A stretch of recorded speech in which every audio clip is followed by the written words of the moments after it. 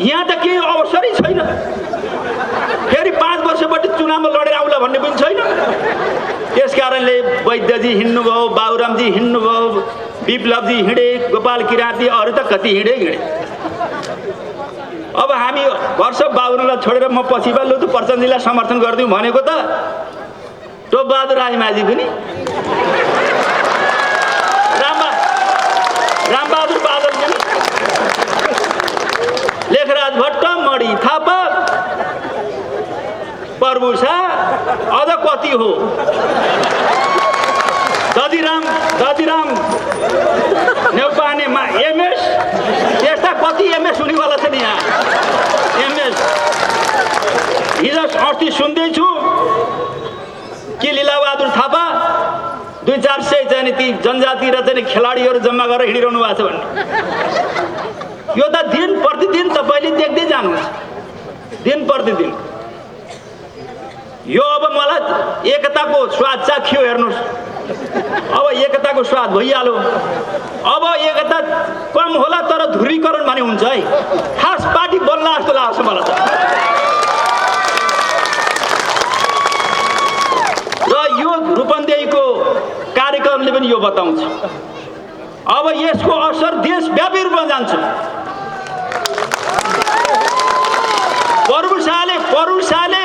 प्रभु शाहले मधेसभरि लटपटाइसके पुरै।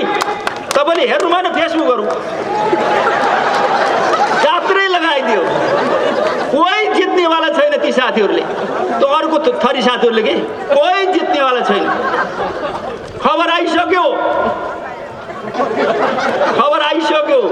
सूचना आइसके होइन। अलिक गल्ती गरिन्छ क्यारे मिल्न पर्छ क्या हो। सूचना उन्लाइसके। अहिले धेरै कुरा नभनौँ। संसद पुनर्स्थापना हुँदैन। पार्टी यही हो, कम्युनिस्ट पार्टी। अब ध्रुवीकरण भएर सबै आउने कुरा हुन्छ र हामी एकै पार्टी नै रहन्छौँ र संस्थापन पार्टी हामी नै रहन्छौँ।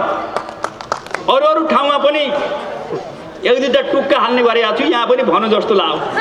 धेरै मान्छे साथीहरूले के सोचिरहनु भएको छ भने, कस्तो स्थितिमा हुनुहुन्छ भने धेरै फुर्ती लाएर त बढी अगाडि बढ्नुभयो, तर कार्यकर्ताले जनताले साथ नदिइसकेपछि माधवजी र प्रचण्डजी मिलेपछि ठुलै हुन्छ भन्ने ठान्नुभयो।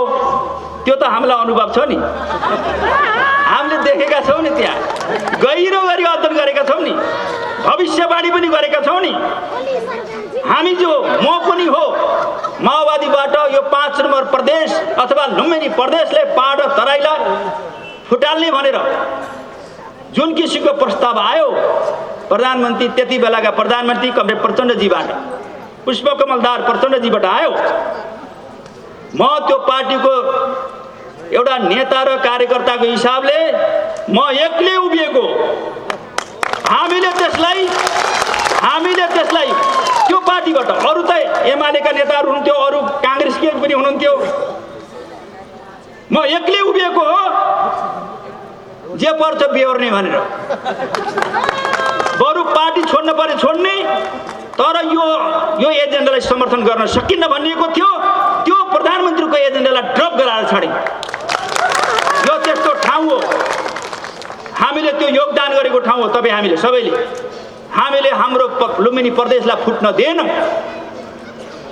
हामी जे गर्छौँ सफल हुन्छौँ, जे गर्छौँ हामी सफल हुन्छौँ, यसमा कुनै दुविधा छैन। त्यसकारणले अब साथीहरूको हालत के हुनेवाला छ भने रसी गल गई एँठ रह गया। त्यो हिलामा फाल्यो भने 2-4 वर्ष हिलामा एउटा रसी फालियो भने सबै गलेको हुन्छ, सबै चुडिन्छ, त्यो गाँठो रहन्छ के। त्यसलाई भन्छ एँठ भन्छ है क्या हिन्दीमा, एँठ। रसी गल गई एँठ रह गया। अब सबै सिद्धिसक्यो, त्यो गाँठो गोदामा हाल्न बस्ने भाइ केही छैन। अब गाँठो मात्रै, अब रसीको केही काम छैन। त्यो गाँठो गोदामा खोल्तीमा हाल्न बस्ने। अर्को कुरा मैले भन्न खोजेको कुरा के छ भने, हामीले पार्टी एकता गर्दा एउटा किम्बदन्ती जस्तो पनि छ। त्यो के हो भन्नुहुन्छ भने माओवादीको पनि सबै नराम्रो होइन। फेरि हेर्नुहोस्, हामी त्यही बसेका छौँ, त्यही गरेर आयो, सबै बेकार भन्ने त भन्नु भएन। त्यसका राम्रा काम पनि थिए नि त, फेरि नकारात्मक पनि थिए, सकारात्मक पनि थिए। अब माओवादीको जस्तो क्रान्तिकारी स्पिरिट, एमालेको जस्तो सङ्गठन, विधि प्रक्रिया, सिद्धान्त, अनुशासन भइदिएको भए यो पार्टी भत्त माथि जान्थ्यो। अनि माओवादीको जस्तो अराजकता, एमालेको जस्तो गुटबन्दी चिरा परेको, यो दुईटा नकारात्मक मिसिएपछि यो हालत भयो। यसमा हाम्रो कार्यकारिणी अध्यक्ष कमरेड प्रचण्ड र माधव नेपालजी जो अनुशासन हुन्छ, यो दुईटै नकारात्मक उहाँहरूले लिएर जानु हो। अब हामीसित अब आइन्स्टाइनको जस्तो बुद्धि, त्यो सुन्दरीका जस्तो सुन्दरता हामीसित रहेको छ। अब त्यसलाई हामीले पालन पोषण गरौँ, इमान्दारीका साथ अगाडि बढौँ। अब वेगका साथ, इच्छा शक्तिका साथ, हिम्मतका साथ, सक्रियताका साथ अगाडि बढौँ। युवाहरू, विद्यार्थीहरू, महिलाहरू, शिक्षक कर्मचारीहरू, पार्टी सदस्यहरू, वृद्धहरू सबै हिँडौँ। अब ध्रुवीकरण हुन्छ, साँच्चै राष्ट्रले अब निकास पाउँछ र राष्ट्रले समृद्धि पाउँछ। प्रचण्ड कमरेडले केपी शर्मा ओलीजीलाई प्रथम अध्यक्ष र सर्वसम्मतले प्रधानमन्त्री संसद दलको नेता बनाइसकेपछि उहाँले उहाँलाई नेता मान्दा उहाँको लिगेसी बच्ने भयो। हामीले त्यही छौँ बाबा, उहाँले बनाएकै नेता मानिरहेछौँ, हामी त्यही संस्था बन्नुभन्दा हाम्रो लिगेसी खत्तम भयो। प्रचण्ड कमरेडले माधव नेपाललाई टिको लाएर कार्की पार्टी प्रेसमा गएर पार्टी अध्यक्ष बनाउँदा, नाराकाजीलाई प्रवक्ता बनाउँदा, अझ के बनाउने हुने हो। अब उहाँको लिगेसी भयो। हामीले उहाँले मानेको र उहाँले प्रस्ताव राखेर सम्मत नेता मानेको केपीलाई मानिँदा लिगेसी खत्म भयो हाम्रो। क्या है ये लिगेसी? क्या चीज है ये लिगेसी? कौन ले जाएगा? कौन रखेगा या ले जाएगा? ये बेकार की बात है। मैले जोस चलेर भनेको हेर्नु, झोक चलेर के हिन्दी धेरै नजाने पनि झोक चलेर भने झोक चल्छ नि कहिले काहीँ, बेकारका कुरा गर्छ। अहिले यतिखेर जुन साथीहरू 3 वर्ष केपी शर्मा ओलीजीको नेतृत्वमा वरिष्ठ मन्त्री भएर बस्नुभयो, अनि पछि आफूले मन्त्री छोड्ने बेला केपीले पनि थाल्ने छोड्ने, नाराय बाँस नबजे बाँसुरी। यस्तो हुन्छ कहीँ? यो सिस्टम बचाउनको लागि पनि केपीजीलाई चाहिँ प्रधानमन्त्रीलाई साथ दिनुपर्छ। सिस्टम बचाउनको लागि पनि उहाँ राष्ट्रवादी नेता पनि हो, विकासशील नेता पनि हो, मैले धेरै भन्नु पर्दैन। उहाँले रेकर्ड तोड्नु भएको छ। अहिले समकालीन गणतन्त्र आइसकेपछि समकालीन प्रधानमन्त्रीहरूमा उहाँको नै रेकर्ड गर्नुहोस्, अध्ययन गर्नुहोस्, उहाँको नै उत्कृष्ट कामहरू अगाडि बढिरहेका छन्। जुन साथीहरूले कमरेडहरूले भ्रमको खेती गरेका छन्, तिनीहरूको हैसियत अहिले त सडकमा मात्रै छ, भोलि गड्डामा जानुहुनेछ। अहिले भर्खर मात्रै सडकमा जानुभएको छ, अब गड्डामा जान बाँकी छ। खाडलमा कि खाडलमा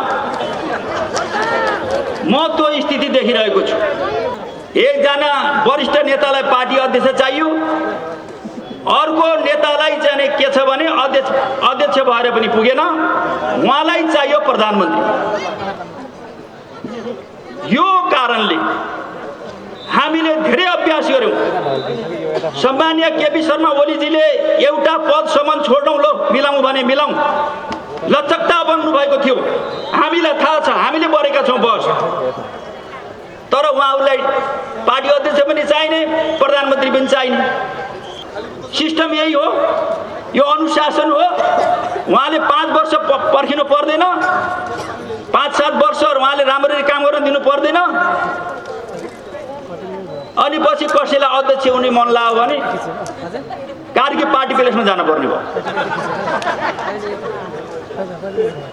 मलाई पनि अलिअलि इच्छा छ, त्यो कार्की पार्टी प्लेसतिर लाग्नुपर्छ कि क्या? विष्णुजीलाई छैन मलाई थाहा छैन, शङ्कर हाँस्नु भएको छ, अलिअलि छ कि क्या हो? होइन, कसैलाई इच्छा मैले भन्न खोजेको तर के हो भने कसैलाई इच्छा लाग्यो भनेर पार्टी एकताको म्यान्डेट छ, प्रथम अध्यक्ष र दोस्रो अध्यक्ष बनाइया छ।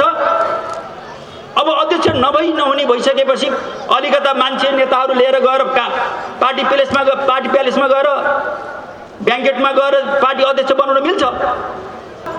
त्यति बेला नाकाबन्दी भएको थियो। भूकम्प र नाकाबन्दीको भुँरीमा उहाँ प्रधानमन्त्री हुँदा उहाँ 1 इन्च पनि नहटिकन राष्ट्रियताको पक्षमा जतिसुकै नाकाबन्दी र जतिसुकै अप्ठ्यारो अवस्थामा पनि नझुकिकन सामना गर्ने र नेतृत्व गर्ने नेता हो उहाँ। त्यो नेतृत्व, त्यो हिम्मत नेपालका कोही नेताले मैले अलि धेरै गरेको देखेको छैन। त्यति मात्रै होइन, अहिले पनि उहाँ आइसकेपछि लिपुलेक, लिम्बुवाधुरा र कालापानी क्षेत्रमा 60 वर्षदेखि इन्डियाको रजाई छ। इन्डियाले आफ्नो कब्जाभित्र लिइरहेछ। 60 वर्षसम्मका ती नेताहरू, प्रधानमन्त्रीहरूले केही बोलेनन्। सायद देखेर पनि आँखा चिम्ले केपी शर्मा ओली त्यो आफ्नो भूभागलाई फिर्ता गर्नको लागि, त्यो भूभागलाई आफ्नो नक्सामा राखेर प्रकाशन गर्ने त्यस्तो क्रान्तिकारी राष्ट्रवादी नेता हो। कसैले हिम्मत गरेको थियो? एउटा पत्रिकाले लेखेको थियो कि माओवादीको केन्द्रीय समितिको संख्या पत्ता लगाउनलाई पुरस्कार दिइन्छ भनेर। जसले टिको लगाइदियो उसको टिको लाउनलाई पनि कतिलाई टिको लगाइदियो यो थाहा छैन। यस्तो खालको भद्रगोल संगठनात्मक प्रणाली बनाइसकेपछि माओवादीको स्थिति कमजोर भयो। त्यसकारणले पार्टी एकता बाध्यता थियो। तर क्रान्तिकारी त हुन् नि, विप्लव जस्ता मान्छेहरू, मोहन वैद्य, किरण वैद्य जस्ता मान्छेहरू हामी सबैका गुरु हुन्। प्रचण्डजीका पनि गुरु हुन्। किन छोडे? बाबुराम भट्टराई जस्ता विद्वानले किन छोडे? गोपाल किराती जस्ताले किन छोडे? एकजना थाई कमिटीका सदस्यले डाङमा गएर खेती गरेर बसिरहनु भएको छ, ड्रागन फ्रुट। त्यस्ता त कति हो? 30,000 सेना कहाँ गए? इमान्दार मान्छे कहाँ गए? हो, त्यहाँ बसेर कुनै आशा भएन। किन? चाकरी गर्न सकिन्न, दलाली गर्न सकिन्न। अब चाकरी गर्ने मन छैन, चाकरी गरेर इज्जत रहँदैन, के भने छाड्दिनु पर्यो। अब भोलि महाधिवेशन होला, चुनाव लिएर आउँला भन्ने छैन, टिको लगाउने कुरा हो। नेतालाई चाकरी गरे नेता भइयो, नभए भइएन। कमरेडहरू, आज हामी रूपन्देहीको यस अगुवा कार्यकर्ताहरूको भेला कार्यक्रम राखेका छौँ। देशको राजनीतिक अवस्था असाध्यै असामान्य स्थितिबाट गुज्रिरहेको छ। त्यसको मुख्य कारण नेपाल कम्युनिस्ट पार्टी भित्रको विवाद झन्नै फुटको दिशातिर फुटी नहालेको, फुट्नको लागि घोषणा गर्न बाँकी रहेको स्थितिको कारणले समग्र देशको राजनीतिक अवस्था एउटा सङ्कटबाट, एउटा असामान्य स्थितिबाट गुज्रिरहेको छ।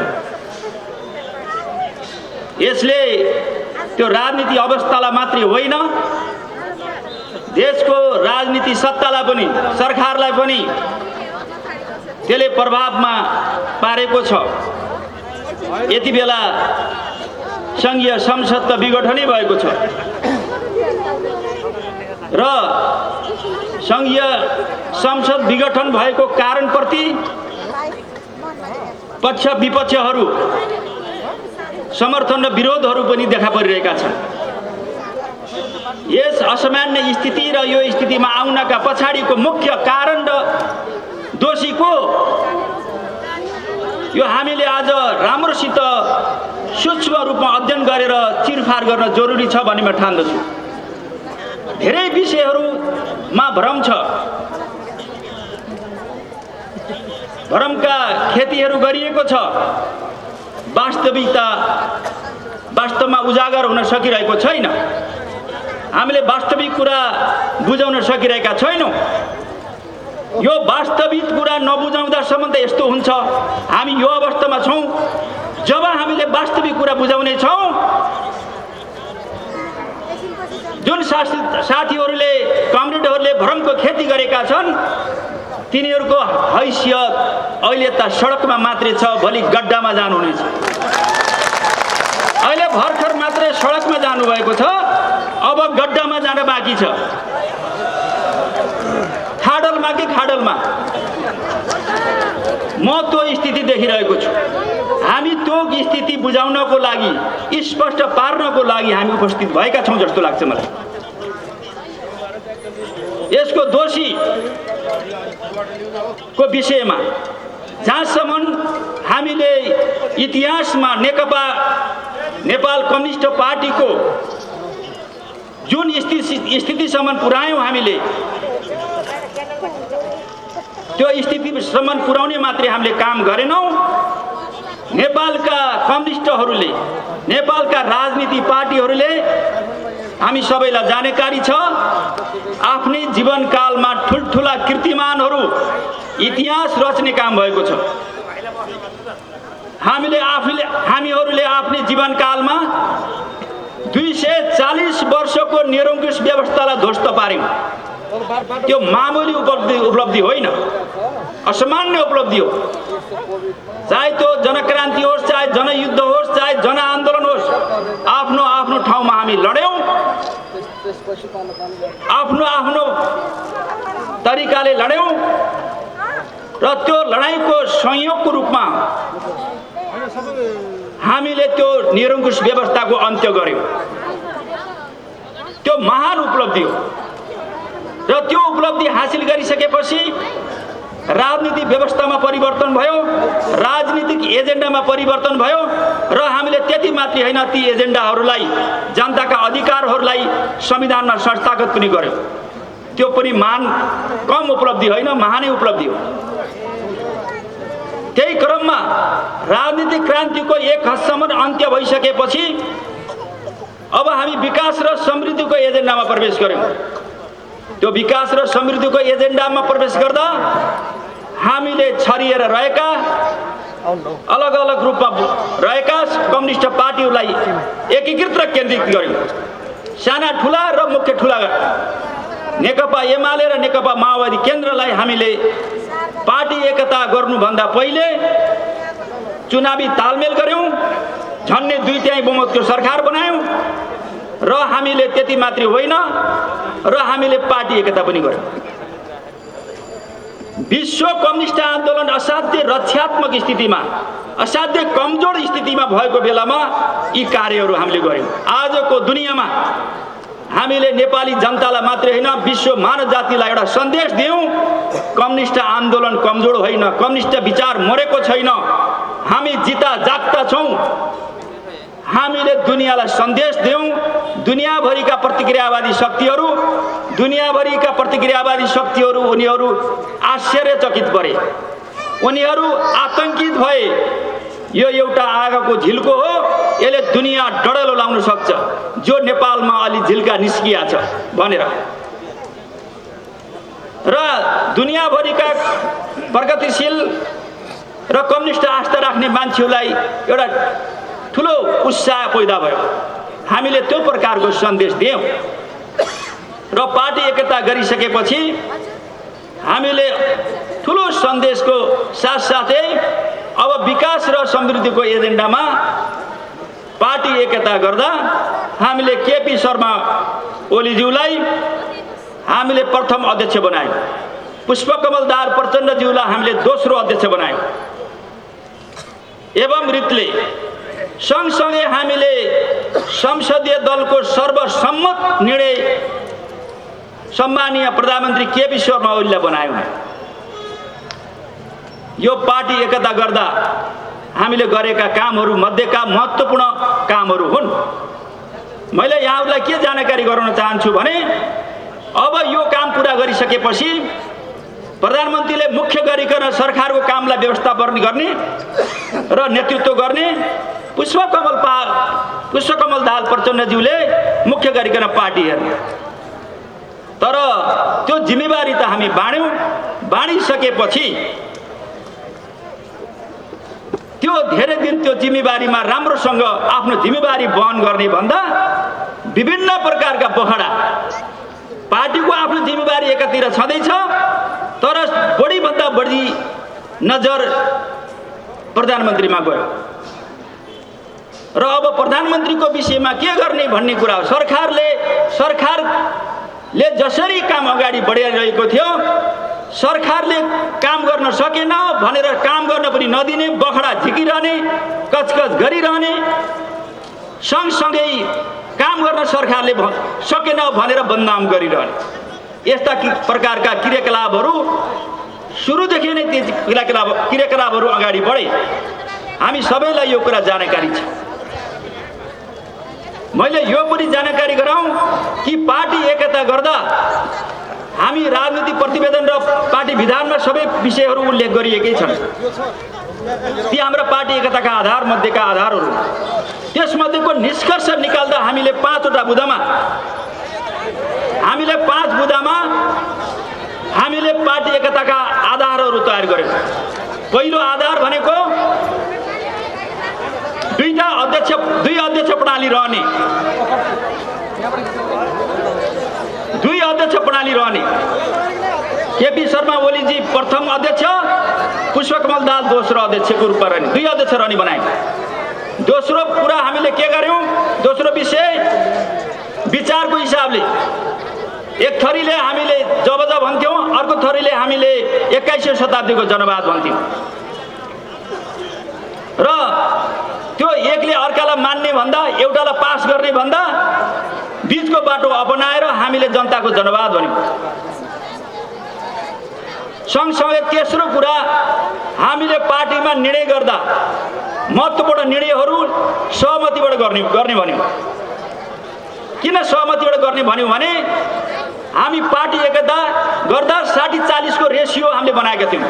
पूर्व एमाले 60% र पूर्व माओवादीले 40% को रेसियोको आधारमा पार्टी एकता गर्ने भन्ने प्रावधान भएको कारणले अब बहुमतको निर्णय गर्ने भनियो भने पूर्व एमाले त 60% छँदैछ, पूर्व माओवादीलाई 40%लाई अब अलि पेल्ने सम्भावना रहन सक्छ अथवा हैसियत कमजोर बनाउन सक्छ, उसको निर्णय गर्ने हैसियत कमजोर हुन्छ भनेर हामीले सहमतिबाट गर्ने भन्यौँ। त्यो प्रावधान पूर्व माओवादीलाई मध्यनजर गरेर राखिएको प्रावधान थियो। चौथो कुरा हामीले आलोपालोको कुरा गर्यौँ। पाँचौं कुरा हामीले महाधिवेशन पनि सहमतिबाट गर्ने भन्यौँ, किनभने त्यो 60-40 को रेसियो त्यहाँ पनि हुने भएको हुनाले यस्ता किसिमका आधारबाट हामीले पार्टी एकता गर्यौँ। त्यो पार्टी एकता गरिसकेपछि अब सहमतिबाट निर्णय गर्ने भन्ने छ। अरू बुँदाभन्दा यो करिब तेस्रो बुँदा धेरै आकर्षित हुन्छ। तेस्रो बुँदामा सहमतिबाट गर्ने निर्णयहरू भनेका कारणले तेस्रो बुँदालाई उहाँहरूले लत्याउनु भयो कि अब सहमतिबाट पनि निर्णय नहुन सक्ने, त्यस कारणले पूर्व माओवादी र एमाले भित्रको एउटा पक्षको बीचमा सहकार्य भन्नको मतलब प्रचण्डजी र माधव नेपालजीको त्यहाँनिर समीकरण बन्यो भने हामीले चाहिँ केपी शर्मा ओलीलाई जसो पनि गराउन सकिन्छ। आवश्यक पर्यो भने पार्टी अध्यक्षबाट हटाउने, आवश्यक पर्यो भने प्रधानमन्त्रीबाट हटाउन सक्ने, यो किसिमको महत्त्वाकांक्षा बोकेर उहाँहरूले त्यो किसिमको हरकत गर्नुभयो, जो पार्टी एकताको म्यान्डेट विपरीत कार्य हो। त्यो जो समीकरण बनाउने हाम्रो चाहिँ सहमतिको बुँदाले दिँदैन थियो, बहुमत र अल्पमतमा जाने प्रावधान हामीलाई त्यहाँ थिएन। त्यो कुरा उहाँहरूले प्रक्रिया अगाडि बढाउनु र हामीले अब पार्टीमा समीकरण बनेर अब बहुमतको अल्पमतको आधारमा पार्टीलाई चाहिँ निर्णय गर्न थाल्यो भने पार्टी फुट्छ भन्ने लाएर हामीले त्यो पार्टी फुट्न नदिनको लागि हामीले आवाज उठायौँ। आवाज उठाउँदै जाँदा पार्टी एकताको पक्षधरको शक्ति निर्णायक जस्तो भयो। सचिवालयमा पनि उहाँहरूले निर्णय बहुमत पुर्याउन नसक्ने र थाई कमिटीमा पनि बहुमत पुर्याउन नसक्ने र केन्द्रीय समितिमा पनि बहुमत पुर्याउन नसक्ने खालको स्थिति बन्यो। यतिसम्म कि संसदमा पनि, संघीय संसदमा पनि बहुमत पुर्याउन नसक्ने खालको स्थिति बन्यो। त्यस कारणले 4-5 महिनासम्म हामीले एक्सर्साइज गऱ्यौँ, पहल गऱ्यौँ। सुरुमै उहाँहरू पार्टी फुटाउन चाहनुहुन्थ्यो, तर हामीले पहल गरेर सबै त्यसमा लागेर हामीले त्यो पार्टीलाई बचायौँ। हामीलाई लाग्यो कि अब यो पार्टी बच्ने भयो, अब कसैले पनि फुटाउन सक्दैन, हामी निर्णायक भयौँ जस्तो हामीलाई लाग्यो। तर उहाँहरू चोरदुलोमा गएर अर्को बाटो गएर उहाँहरूले पहल लिनुभयो। 83 जना सांसदहरूको सिग्नेचर गराएर त्यो 83 जना पनि 20-25 जना 25-30 जनाले दोहोरो सिग्नेचर गरेका छन्। केपीजीले भने पनि सही गर्दिने, माधवजीले भने पनि सही गर्दिने, प्रचण्डजीले पनि सही गर्दिने। किन बेकारमा चिडाउने? सही गर पनि गर्दिने, जता भन्छौ त्यही गर्दिने भन्ने 25-30 जना थिए। तैपनि संसदको विशेष अधिवेशन, सङ्घीय संसदको विशेष अधिवेशन बोलाउनको लागि 25% चाहिन्थ्यो र 25% उहाँहरूमा पुग्थ्यो। त्यो सरकारको प्रधानमन्त्रीलाई अविश्वासको प्रस्ताव राख्ने उद्देश्यले विशेष अधिवेशन बोलाउन उहाँ जानुभयो। त्यो पहल गर्नुभयो सिग्नेचर गरेर। अनि पछि त्यो अर्को बाटो भएर जब उहाँ राष्ट्रपति कहाँ सभामुख हुँदै राष्ट्रपति कहाँ जानुभयो, केपी शर्मा ओलीजीलाई त्यो थाहा भयो। आफ्नै विपक्षले प्रतिपक्षले सरकार पक्षलाई ढाल्ने, अविश्वासको प्रस्ताव पेश गर्ने, विशेष अधिवेशन बोलाउने कुरालाई जायज मानिन्छ। जुन नेता प्रथम अध्यक्ष सर्वसम्मतबाट चुनिएको छ, जुन नेता सर्वसम्मतबाट प्रधानमन्त्री चुनिएको छ, त्यही पार्टीका नेता र सांसदहरूले विशेष अधिवेशन मार्फत प्रधानमन्त्री सरकारको अविश्वासको प्रस्ताव राख्ने उद्देश्यले त्यो प्रस्ताव अगाडि बढाइसकेपछि उहाँहरूसँग विशेष अधिवेशन बोलाउने हैसियत थियो, तर उहाँहरूसित सरकार ढाल्ने र सरकार बनाउने हैसियत थिएन। प्रतिपक्षको सहारा लिन पर्थ्यो, प्रतिपक्षले उस्काइरहेको थियो। त्यसकारणले प्रतिपक्षको सहारामा आफ्नै नेता र आफ्नै सांसदले विशेष अधिवेशन मार्फत अविश्वासको प्रस्ताव पेश गर्ने भनिसकेपछि अब प्रधानमन्त्रीका अगाडि केही बाटो छ अरू? यदि उहाँहरूले विपक्षको सहाराबाट सरकार ढाल्नु भन्थ्यो भने सरकार बनाउनको लागि प्रतिपक्षले सहारा दिने थिएन। अनि सरकार सडकमा जान्थ्यो, लावारिस हुन्थ्यो, अराजकता हुन्थ्यो देशमा। अनि हाम्रा परिवर्तनका मुद्दा, सङ्घीय गणतन्त्र लगायतका परिवर्तनका मुद्दाहरू सिस्टम नै खत्म हुने, ध्वस्त हुने सम्भावना रह्यो, हुनेवाला थिए। त्यस्तो अवस्थामा सिस्टम बचाउनको लागि, व्यवस्था बचाउनको लागि, अधिकारका हाम्रा अधिकार र उपलब्धिहरूलाई बचाउनको लागि त्यस्ता सांसद र त्यस्ता नेताहरूको पहललाई ध्वस्त पार्नु बाहेक अर्को विकल्प थिएन।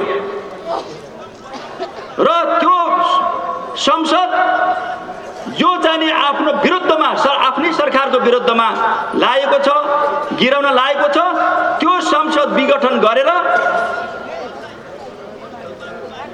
त्यो सङ्घीय संसद विघटन गरेर नयाँ जनादेशमा जानु, मध्यावधि चुनावमा जानुको अर्को विकल्प रहेन। त्यसो गर्दा के हुने भयो भने कमसेकम सिस्टम त बच्यो नि। अब चुनावमा जाने भयो, सिस्टम त बच्यो नि। त्यसकारणले यो संसद विघटन गरेर मध्यावधि चुनावमा जाने कुरा यो अग्रगामी र परिवर्तनकामी चिन्तन हो, दृष्टिकोण हो, पहल हो। सरकार गिराएर परिवर्तनका मुद्दाहरूलाई लावारिस पारेर सिस्टमलाई कोल्याप्स पार्ने त्यो प्रतिगामी चिन्तन हो। यो हामीले बुझाउन जरुरी छ, यो आवश्यक छ। जहाँसम्म अब उहाँहरूले त्यस्तो हरकत किन गर्नुभयो? कुनै यो लडाई, यो अन्तर्विरोध विचारसँग, विधिसँग, योजनासँग, कार्यक्रमसँग अथवा राष्ट्रप्रति, जनताप्रति, विकासप्रति, समृद्धिप्रति, कोरोना भाइरसप्रति र बाढी पहिरोसँग सम्बन्धित छैन। केवल पद र प्रतिष्ठासँग। एकजना वरिष्ठ नेतालाई पार्टी अध्यक्ष चाहियो, अर्को नेतालाई चाहिँ के छ भने अध्यक्ष भएर पनि पुगेन, उहाँलाई चाहियो प्रधानमन्त्री। यो कारणले हामीले धेरै अभ्यास गर्यौं। सम्माननीय केपी शर्मा ओलीजीले एउटा पदसम्म छोड्नौ, लो मिलाउँ भने मिलाउँ, लचकता बन्नु भएको थियो। हामीलाई थाहा छ, हामीले गरेका छौँ बस। तर उहाँहरूलाई पार्टी अध्यक्ष पनि चाहिने, प्रधानमन्त्री पनि चाहिने। अनि पछि एउटा लिएर दुईटा काटेर नमिल्ने। माधवजीलाई सोध्यो, माधव कुमार नेपालजीलाई सोध्यो, तपाईँ के गर्नुहुन्छ? मलाई चाहिँ जो आउँछ खाली उधारा कुराहरू, म त्यो उधारो माग्छु, मलाई क्यासमा चाहिन्छ, क्यासमा चाहिन्छ भन्ने हिँड्नु। प्रचण्डजीले के भन्नु, कमरेड प्रचण्डजीले के भन्नुभयो? अनि उहाँलाई सोधो कसरी मिलाउने हो? मैले गल्ती गरेँ, प्रधानमन्त्रीले मेरो गल्ती सच्याइदिनु पर्यो। उहाँले गल्ती गर्नु गरे, प्रधानमन्त्रीले सच्याइदिनु पर्यो। भन्नको मतलब मलाई प्रधानमन्त्री दिन पर्यो। यो वास्तविकता हो। यो सत्यसँग, सत्यतामा आधारित छ यो कुराहरू। हामीले प्रत्यक्ष यो कुरा देखिरहेका छौँ। अनि पछि माधवजीले अध्यक्ष माग्नुको कुनै तुक रहन्छ? केपी शर्मा ओली तैँले किन यता लागिरहेछस् भन्नेका मेरा यस कारण छन्, त्यो कुरा मैले बताउँदैछु। केपी शर्मा ओली 14 वर्ष जेल पर्दा 4 वर्ष गोलघरमा पिञ्जडामा बसेको मान्छे। के केपी शर्मा ओलीले त्यतिखेर आत्मसमर्पण गरेर छुट्न पर्थ्यो? हाम्रो भनाइ थियो। उहाँले नझुकेर देशको क्रान्तिकारी आन्दोलनलाई अगाडि बढेर जेलमा बसेर पिञ्जडामा बसेर भने पनि उहाँले योगदान गर्नुभयो। उहाँको त्यागले गर्दा जनतामा, कार्यकर्तामा पनि उत्साह आयो। सँगसँगै माधव नेपालजी पार्टी प्रमुख हुँदा, महासचिव हुँदा 15 वर्ष हुनुभयो। महासचिव 15 वर्ष हुँदा हामी सबैलाई जानकारी छ, केपी शर्मा ओलीजी 15 वर्षसम्म प्रतिपक्ष यहाँ बस्नु पार्टीमा। त्यो धैर्यता गर्नुभयो। अनि आफ्नै पार्टी प्रमुखसँग चुनाव लडेर नव अधिवेशन हो क्यारे सायद, नव अधिवेशनमा माधव नेपालजीलाई पछाडेर अधिवेशन उहाँ फेरि पार्टी अध्यक्ष हुनुभयो केपीजी। अनि पछि 5 वर्ष 6 वर्ष नपुग्दै अर्को अधिवेशन नआउँदै आफूसँग जितेको, जुन व्यक्तिसँग आफूले हारिएको छ, जितेका व्यक्तिसँग अर्को अधिवेशन नआउँदै मलाई अध्यक्ष दिनु पर्यो। उधारो हुन्न, क्यासमा चाहिन्छ। हामी उहाँहरू साथीहरू सिस्टमका कुरा गर्नुहुन्छ। सिस्टम यही हो, यो अनुशासन हो। उहाँले 5 वर्ष पर्खिनु पर्दैन, 5-7 वर्ष उहाँले राम्ररी काम गर्न दिनु पर्दैन। अनि पछि कसैलाई अध्यक्ष हुने मन लाग्यो भने कार्की पार्टी प्यालेसमा जानुपर्ने भयो। मलाई पनि अलिअलि इच्छा छ, त्यो कार्की पार्टी प्यालेसतिर लाग्नुपर्छ कि क्या हो? विष्णुजीलाई छैन मलाई थाहा छैन, शङ्कर हाँस्नु भएको छ, अलिअलि छ कि क्या हो? होइन, कसैलाई इच्छा लाग्यो, मैले भन्न खोजेको तर के हो भने कसैलाई इच्छा लाग्यो भनेर पार्टी एकताको म्यान्डेट छ, प्रथम अध्यक्ष र दोस्रो अध्यक्ष बनाइया छ। अब अध्यक्ष नहुने भइसकेपछि अलिकता मान्छे नेताहरू लिएर गएर पार्टी प्यालेसमा गएर ब्याङ्केटमा गएर पार्टी अध्यक्ष बनाउन मिल्छ? त्यसलाई अनुशासन भन्ने हो कि त्यसलाई चाहिँ के भन्ने, पद्धति भन्ने हो कि म पद्धति बसाल्छु, म त अनुशासन मान्ने मान्छे, त्यही हो अनुशासन, त्यसरी पार्टी बन्छ। त्यस कारणले यो उहाँहरूको तरिका राम्रो भएन। दोस्रो कुरा प्रचण्डजीलाई चाहिँ प्रधानमन्त्री बन्न पर्ने भयो भने अर्को चुनाव पर्खे भइहाल्थ्यो। केपीजीले भनिरहनु भएको थियो, म अर्को चुनावमा पनि उठ्दैन, म अर्को अधिवेशनमा पनि उठ्दैन, तपाईँहरू गर्नुहोस्, तर मलाई शान्तिपूर्ण तरिकाले काम गर्न दिनुहोस् भन्नेकै हुन्थ्यो।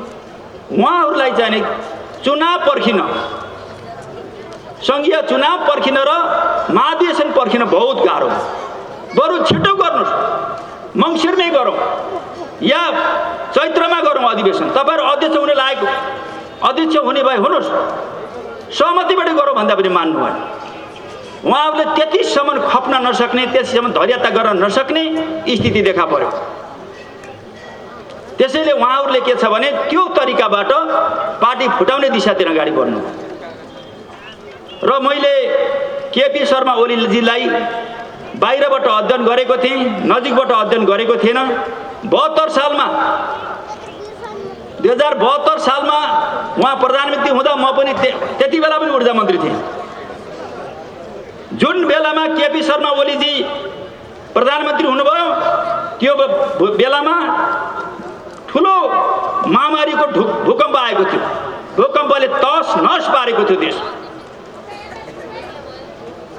दोस्रो कुरा, त्यति बेला नाकाबन्दी भएको थियो। भूकम्प र नाकाबन्दीको भुमरीमा उहाँ प्रधानमन्त्री हुँदा उहाँ 1 इन्च पनि नहटिकन राष्ट्रियताको पक्षमा जतिसुकै नाकाबन्दी र जतिसुकै अप्ठ्यारो अवस्थामा पनि नझुकिकन सामना गर्ने र नेतृत्व गर्ने नेता हो उहाँ। त्यो नेतृत्व, त्यो हिम्मत नेपालका कोही नेताले मैले अलि धेरै गरेको देखेको छैन। त्यही बेलामा विकास या पूर्वाधारका चाहिँ ठुल्ठुला योजनाहरू बने, कामहरू अगाडि बढे। त्यस्तो कठिन स्थितिमा त्यस्तो नेता हो केपी शर्मा ओली। त्यति मात्रै होइन, अहिले पनि उहाँ आइसकेपछि लिपुलेक, लिम्बुवाधुरा र कालापानी क्षेत्रमा 60 वर्षदेखि इन्डियाको रजाई छ। इन्डियाले आफ्नो कब्जाभित्र लिइरहेछ। 60 वर्षसम्मका ती नेताहरू, प्रधानमन्त्रीहरूले केही बोलेनन्।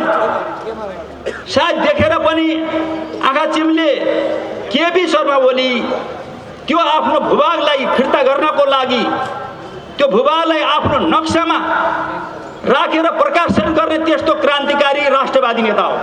कसैले हिम्मत गरेको थियो।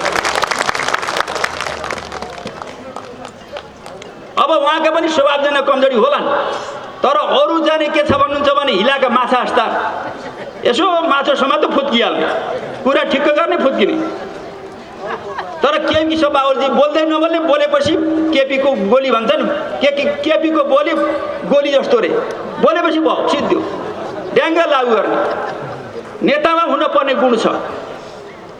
मैले यो पाएको कारण सँगसँगै मैले यहाँलाई के जानकारी गरौँ भने अब अरू नेताको कुरै छोडिदिउँ। हामीले पार्टी एकता गऱ्यौँ। हामी सबैलाई जानकारी छ कि पार्टी एकता गर्दा पूर्व माओवादीको लागि बाध्यता थियो, पूर्व एमालेको लागि आवश्यकता थियो। किन माओवादीको लागि बाध्यता थियो? अब जनयुद्ध लडेर आएको भन्ने, शान्ति प्रक्रिया आएपछि पहिलो 64 सालको चुनावमा पहिलो पार्टी भयो, अनि दोस्रो संविधान सभाको चुनावमा तेस्रो पार्टी भयो। यसभन्दा पहिलेको चुनावमा एकले लडेको भए कति हुन्थ्यो मलाई थाहा छैन।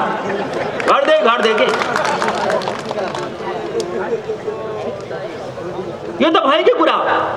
कहाँ गए तिनी जनमुक्ति सेना 30,000 कहाँ धपाइए? अनि पछि ती योग्यता, क्षमता, इमान्दारिता, इतिहास बोकेका, त्याग तपस्या गरेका नेताहरू कहाँ गए? केवल अवसरवादीहरूको एउटा झुन्ड लिएर बसेर अनि पछि ठुल्ठुला कुरा गरेर हुन्छ। पार्टी तुइसक्यो, पार्टी खिइसक्यो। जुन नेताले जुन शक्ति छ त्यो शक्तिलाई बचाएर अगाडि बढ्छ, शक्तिको विकास गर्छ। जुन नेताले त्यो शक्ति बचाउन पनि सक्दैन, त्यो शक्ति तुइँदै जान्छ, खिँदै जान्छ, कमजोर हुँदै जान्छ। तर पनि 33 वर्षसम्म आफै टिको लाएर आफै अध्यक्ष हुन नछोड्ने। तथास्तु 4000लाई 6000लाई टिको बाटोमा घाटोमा कोठामा जङ्गलमा केन्द्रीय समिति कोही चुनिन नपर्ने। अनि पछि जो मान्छे इमान्दार छ, जो नेता इमान्दार छ, कार्यकर्ता छ, त्याग गरेको छ, त्यो मान्छे किन पछि लाग्छ? दलाली गर्न किन हिँड्छ? चाकरी गर्न किन हिँड्छ? अवसरवादीले मात्रै हिँड्छ। इमान्दारभरि पाखा लाए, अवसरवादीहरू माथि लाए। त्यस कारणले पूर्व माओवादीले त्यति ठुलो त्याग गरेर पनि कमजोर भयो। त्यसको समीक्षा गर्नु पर्दैन? अब आफूले आफूलाई नेता, आफूले आफूलाई टिको लाउँदै नेता भन्दै हिँड्ने, त्यो सङ्गठन अराजकता हो। एउटा पत्रिकाले लेखेको थियो कि माओवादीको केन्द्रीय समितिको संख्या पत्ता लगाउनलाई पुरस्कार दिइन्छ भन्ने। जसले टिको लगाइदियो उसको टिको लाउनलाई पनि कतिलाई टिको लगाइदियो यो थाहा छैन। यस्तो खालको भद्रगोल सङ्गठनात्मक प्रणाली बनाइसकेपछि माओवादीको स्थिति कमजोर भयो। त्यसकारणले पार्टी एकता बाध्यता थियो। अनि एमालेको फेरि के छ भने एउटा कमसेकम सिस्टम थियो। माओवादीको सिस्टम नभएको कारणले राम्रा मान्छे, विप्लव जस्ता मान्छेहरू, उनले ल्याएको बाटो अब भलै चाहिँ हामीले समर्थन गर्दैनौँ, गलत छ, तर क्रान्तिकारी त हुन् नि। विप्लव जस्ता मान्छेहरू, मोहन वैद्य, किरण वैद्य जस्ता मान्छेहरू हामी सबैका गुरु हुन्। प्रचण्डजीका पनि गुरु हुन्, किन छोडे? बाबुराम भट्टराई जस्ता विद्वानले किन छोडे? गोपाल किराँती जस्ताले किन छोडे? एकजना थाई कमिटीका सदस्यले गाउँमा गएर खेती गरेर बसिरहनु भएको छ, ड्रागन फ्रुट।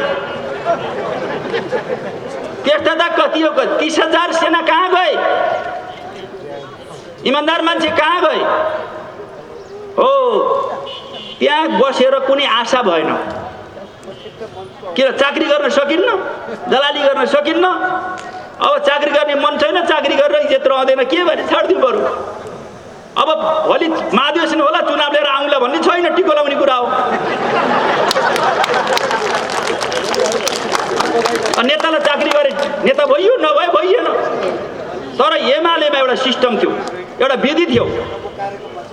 किनभनेदेखि त्यहाँ एउटा चुनावी अधिवेशन गर्ने, विभिन्न निकायका, जनवरीय सङ्गठन, पेसाका सङ्गठनका चुनावहरू गर्ने,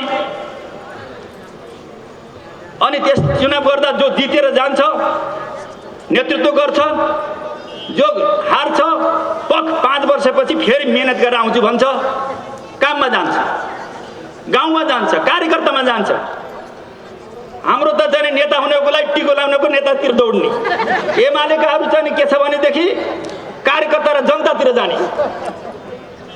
यो ठ्याक्कै उल्टो भयो।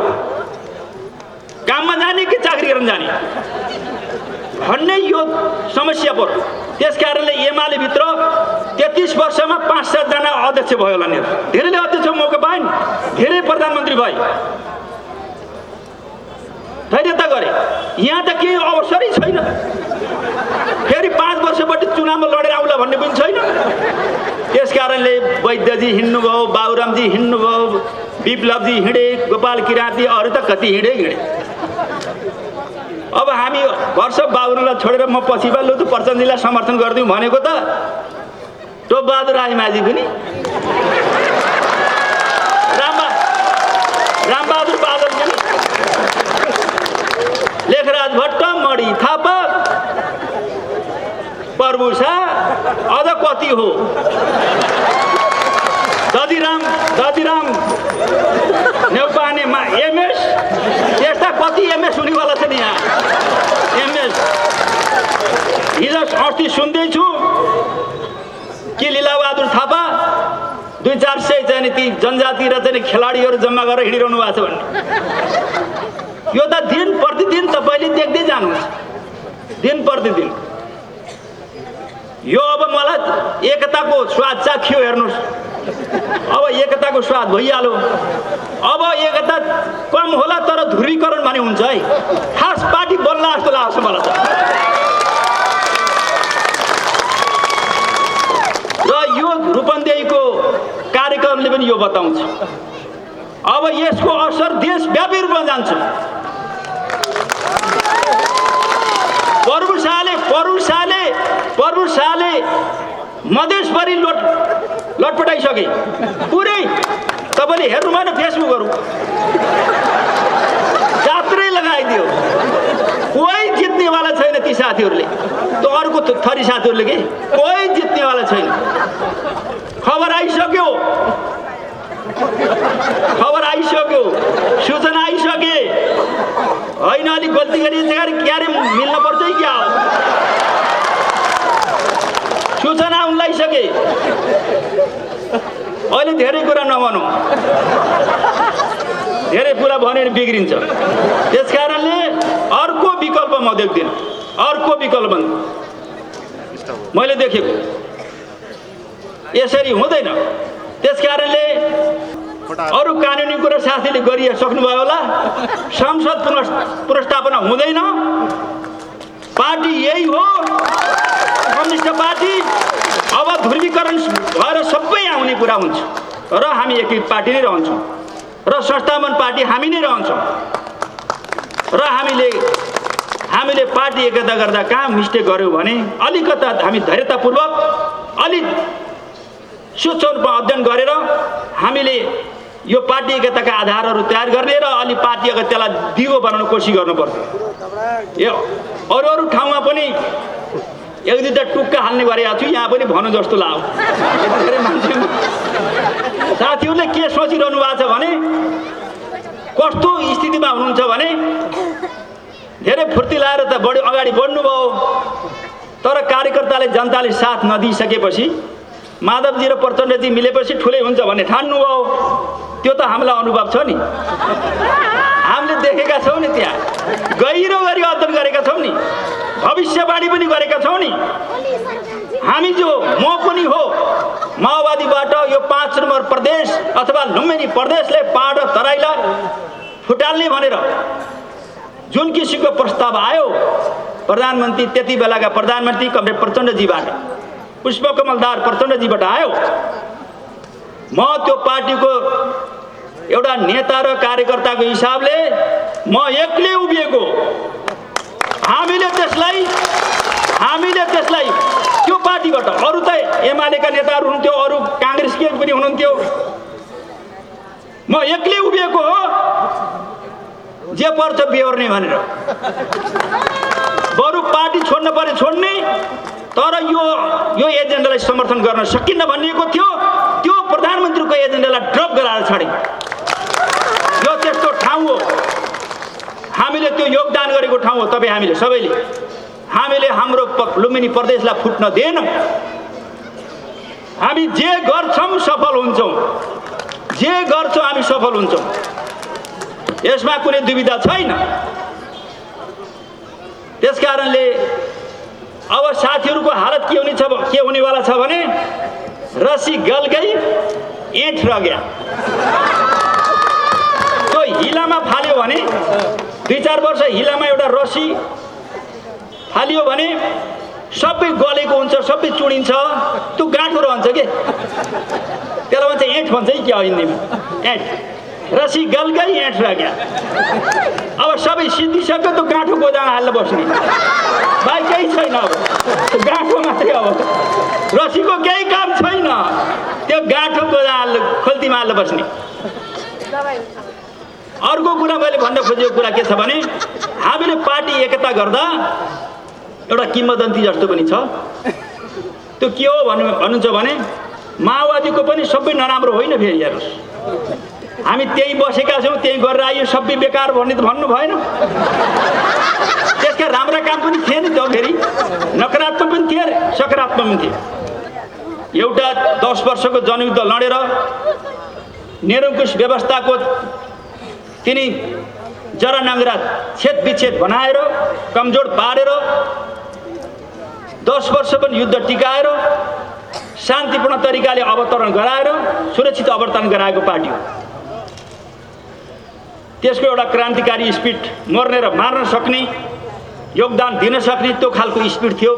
एउटा पक्ष त्यो सकारात्मक पक्ष हो। नकारात्मक पक्ष भनेको साङ्गठनिक अराजकता, पार्टीलाई खोल्तीको पैसा बनाउने के, ट्याक्क राजनीति खोल्ती निकाल्ने। अनि सेन्ट्रल कमिटी ट्याक्क टिकुलाइदियो।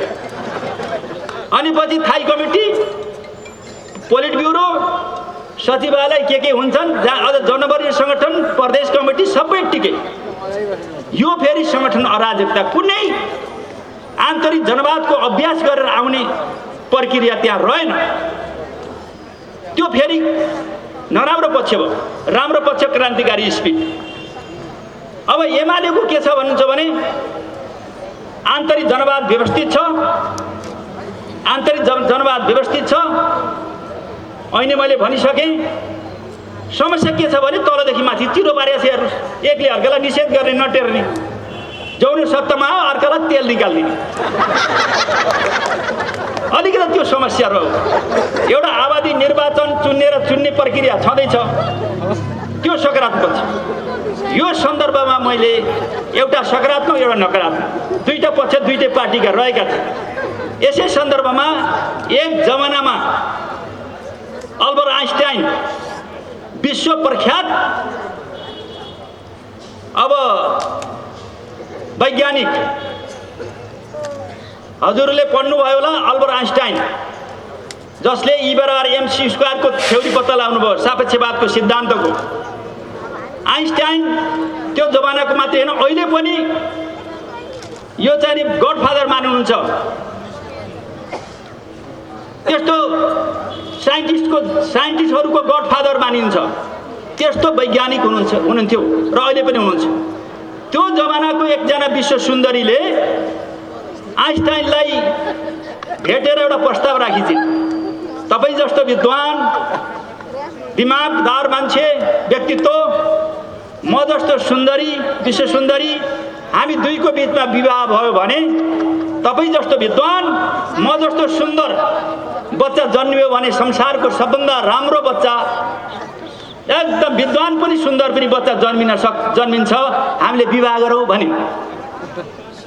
अनि आइन्स्टाइनले त्यसको जवाब दिए, त्यो कुरा सत्य हो, त्यो कुरा पनि एक हदसम्म सत्य हो। अनि म विद्वान छु, सबैले मानेका छन्, तर विद्वान त छु, तर मेरो अनुहार तिमीले हेरेकी छौ भन्दा त आइन्स्टाइनको अनुहार त काक्का कुरुक्क परेको कुरूप थियो क्या, अनुहार कुरूप, अनुहार नराम्रो, मान्छे विद्वान। अब सुन्दरीको फेरि चाहिँ सुन्दरता राम्रो, दिमाग मन्द, बुद्धि मन्द। त्यस कारणले अर्को पक्ष आइन्स्टाइनको जस्तो अनुहार र त्यो सुन्दरीको जस्तो बुद्धि भयो भने संसारमा सबभन्दा नालायक बुद्धि नभएको मान्छे र सुन्दर नभएको मान्छे जन्मिन पनि सक्छ नि। मलाई यो नेकपाको पार्टी एकता हेर्दा त्यस्तै लाग्छ। अब माओवादीको जस्तो क्रान्तिकारी स्पिड, एमालेको जस्तो सङ्गठन, विधि प्रक्रिया, सिद्धान्त, अनुशासन भइदिएको भए यो पार्टी भत्त माथि जान्थ्यो। अनि माओवादीको जस्तो अराजकता, एमालेको जस्तो गुटबन्दी चिरा परेको, यो दुईटा नकारात्मक मिसिएपछि यो हालत भयो। यसमा हाम्रो कार्यकारिणी अध्यक्ष कमरेड प्रचण्ड र माधव नेपालजी जो अनुशासन हुन्छ, यो दुईटै नकारात्मक उहाँहरूले लिएर जानु हो। अब हामीसित अब आइन्स्टाइनको जस्तो बुद्धि, त्यो सुन्दरीका जस्तो सुन्दरता हामीसित रहेको छ। अब त्यसलाई हामीले पालन पोषण गरौँ, इमान्दारीका साथ अगाडि बढौँ। अब वेगका साथ, इच्छा शक्तिका साथ, हिम्मतका साथ, सक्रियताका साथ अगाडि बढौँ। युवाहरू, विद्यार्थीहरू, महिलाहरू, शिक्षक कर्मचारीहरू, पार्टी सदस्यहरू, वृद्धहरू सबै हिँडौँ। अब ध्रुवीकरण हुन्छ, साँच्चै राष्ट्रले अब निकास पाउँछ र राष्ट्रिय समृद्धि पाउँछ। तपाईँहरू अगाडि बढ्नुहोस्। अब हामी पनि बढिरहेका छौँ र साथीहरू यहाँ चाहिँ के छ भने लिगेसीका कुरा गरेर यहाँ हामीलाई हैरान पारेका छन्। के हो लिगेसी? मैले रसिकगलकै 8 रुपियाँ, अब त्यो गाँठो रहेर लिगेसी भनेर बस्ने हो भने अर्कै कुरा हो। अब माओवादी कहाँ पुगिसक्यो? त्यो लिगेसी वैद्यमा छ कि, विप्लवमा छ कि, बाबुराममा छ कि, टोपबहादुरमा छ कि, बादलमा छ कि, प्रचण्डजीमा छ कि, त्यो खोज्न पर्ने भयो। प्रचण्डजी जता जानुहुन्छ उतै लिगेसी हुन्छ कि? अब प्रचण्ड कमरेडले, म आदरणीय कमरेड नि भन्छु, प्रचण्ड कमरेडले केपी शर्मा ओलीजीलाई प्रथम अध्यक्ष र सर्वसम्मतले प्रधानमन्त्री संसद दलको नेता बनाइसकेपछि उहाँलाई नेता मान्दा उहाँको लिगेसी बच्ने भयो। हामीले त्यही छौँ बाबा, उहाँले बनाएकै नेता मानिरहेछौँ, हामी त्यही संस्थापन हुँदा हाम्रो लिगेसी खत्तम भयो। प्रचण्ड कमरेडले माधव नेपाललाई टिको लाएर कार्की पार्टी प्रेसमा गएर पार्टी अध्यक्ष बनाउँदा, नाराकाजीलाई प्रवक्ता बनाउँदा, अझ के बनाउने हुने हो। अब उहाँको लिगेसी भयो। हामीले उहाँले मानेको र उहाँले प्रस्ताव राखेर सम्मत नेता मानेको केपीलाई मानिजाँदा लिगेसी खत्म भयो हाम्रो। क्या है ये लिगेसी? क्या चीज है ये लिगेसी? कौन ले जाएगा? कौन रखेगा या ले जाएगा? ये बेकार की बात है। मैले जोस तलेर भनेको हेर्नु, झोक तलेर के हिन्दी धेरै नजाने पनि झोक तलेर भने झोक चल्छ नि कहिले काहीँ बेकारका कुरा गर्छ। अहिले यतिखेर जुन साथीहरू 3 वर्ष केपी शर्मा ओलीजीको नेतृत्वमा वरिष्ठ मन्त्री भएर बस्नुभयो, अनि पछि आफूले मन्त्री छोड्ने बेला केपीलाई पनि थाल्न छोड्ने, नाराय बास नबजे बाँसुरी। यस्तो हुन्छ कहीँ?